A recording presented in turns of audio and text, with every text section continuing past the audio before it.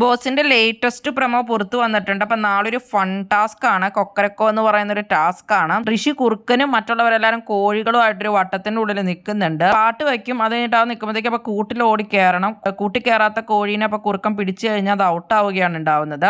ആദ്യത്തെ റൗണ്ടിൽ തന്നെ ജാസ്മിൻ ഔട്ട് ആവുന്നുണ്ട്. ഋഷി പിടിക്കുന്നുണ്ട് ജാസ്മിനെ. രണ്ടാമത്തെ റൗണ്ടിൽ നോറയും ഔട്ടായിട്ട് അവിടെ നിൽക്കുന്നത് കാണാം. മൂന്നാമത്തെ റൗണ്ട് എത്തുമ്പോൾ സിജോനെ പിടിക്കാൻ ചെല്ലുമ്പോൾ സിജോ അവിടെ വീഴുന്നതായിട്ട് കാണുന്നുണ്ട്. വലുതായിട്ട് ഒന്നും പറ്റുന്നുണ്ടാവില്ല. ജസ്റ്റ് അതിങ്ങനെ പ്രൊമോയ്ക്ക് വേണ്ടി കാണിക്കണേ ഉണ്ടാവുള്ളൂ.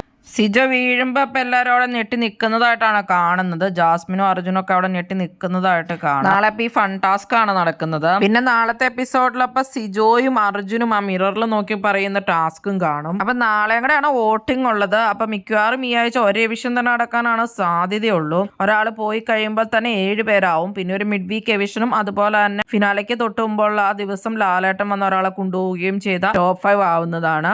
അതിനുള്ള സാധ്യത കാണുന്നുണ്ട്. നോറയും ഋഷിയുമാണ് ഡേഞ്ചർ സോണിലുള്ളത്. ഋഷി പോകാനുമുള്ള ചാൻസ് കൂടുതലാണ്. ആര് ഈ ആഴ്ച പുറത്തു പോകണമെന്നാണ് നിങ്ങൾ ആഗ്രഹിക്കുന്നത്?